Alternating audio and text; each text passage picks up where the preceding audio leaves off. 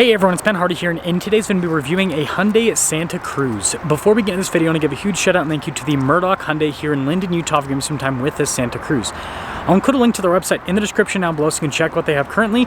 And then on a side note, if you want to save time and money the next time you purchase a car, link to my car buying guide in the description down below. Let's get into it.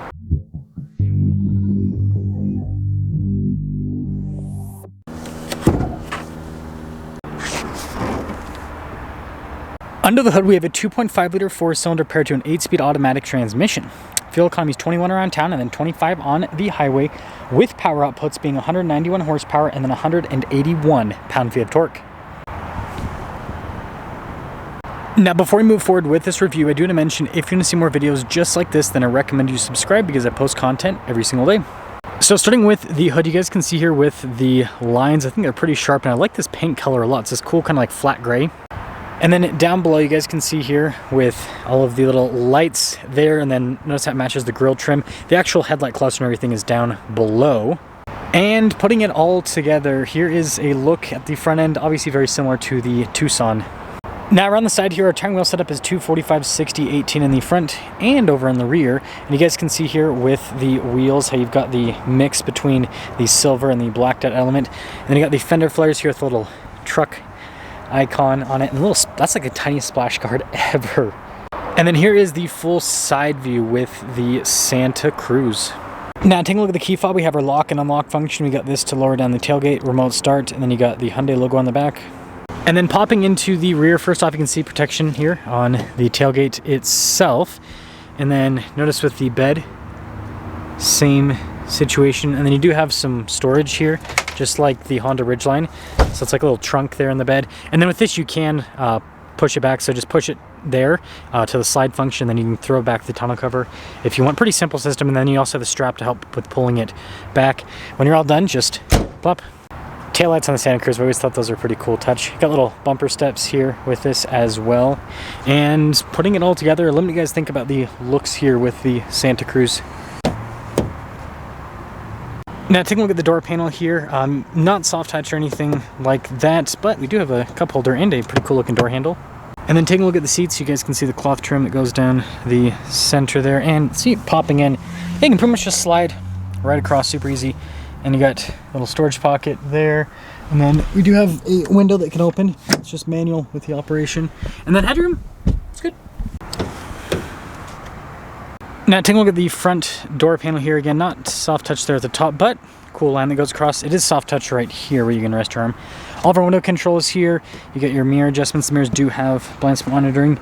And then payload on this is 1,411 pounds. And then again, you can see the cloth seats here for the front. They are power adjustable. And then you've got the head for the cargo light, and then you guys can see with the stability control. And then, oh, it looks like the very top of the dash is soft touch.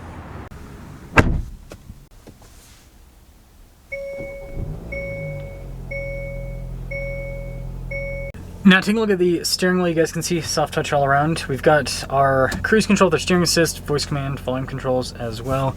Turn signal light stock, and our windshield wiper stock. And then taking a look at the gauge cluster itself, you guys can see fully digital, and with the sport mode it gives a cool animation there. But you can see different bits of info on the vehicle as well. In reverse, we do have a backup camera with trajectory lines that turn with the steering wheel. Resolution on it's solid. And then as for the rest of the infotainment system, it is a touchscreen, responds very quickly. And then notice we got a bunch of physical buttons down below, and also for the climate controls, which we do have dual zone climate.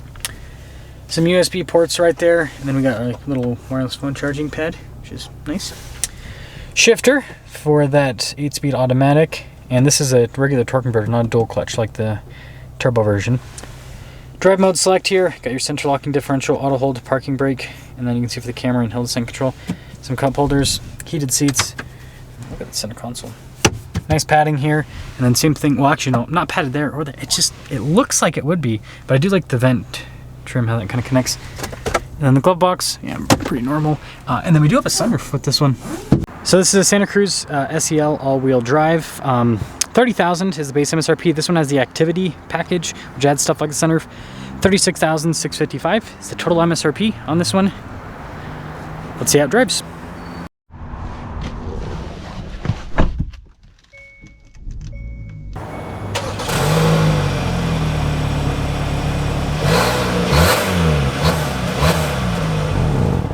Well, let's talk about visibility before we set off. Here's visibility over the hood, both of the mirrors, do blinds up running through the rest of the rear.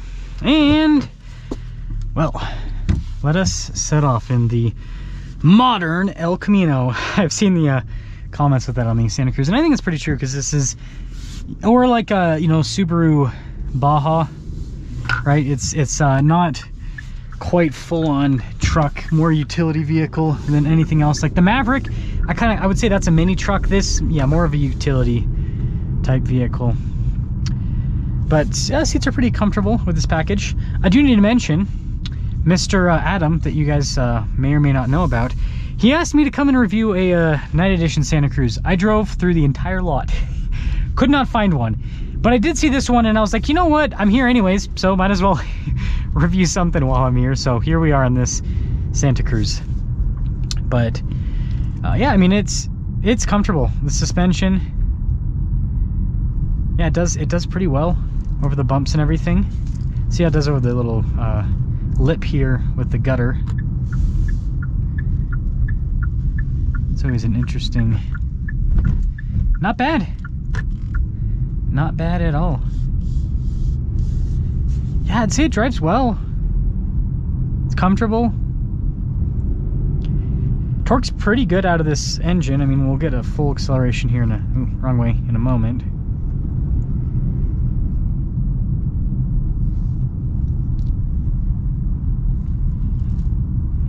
And yeah, good torque. So yeah, not bad. Not bad at all. So to cap things off here with the little modern El Camino, Subaru Baja, whatever you want to call it, I think it drives well. Now, obviously it's not as quick as the turbo version. The benefit of this that a lot of people have talked about that I'll mention is going to be the, I guess, truck usage of this powertrain. With the turbo, it's got the dual clutch, which can be kind of finicky off-road. It can also be finicky with towing. Whereas this, having a traditional torque converter automatic, I said Turk. I can't even talk anymore. Anyways, apparently this says it's turkey powered now. So torque converter automatic, yeah, that'll do better than a dual clutch with that.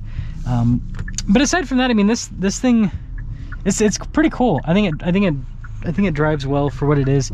And basically, you know, what I see this as is, you know, the back seats aren't the biggest, so if you're someone who's not really going to be using the back seats all that often, and you want kind of a larger enclosed space that's not in an SUV, that's kind of where this sits. So yeah, I guess that's where I see it. Is I see this for people that want SUV practicality, but they don't necessarily want the SUV looks, or, you know, they don't want to, because you have to get a pretty big SUV to have similar storage space to this. But yeah, let me know what you guys think about the Santa Cruz.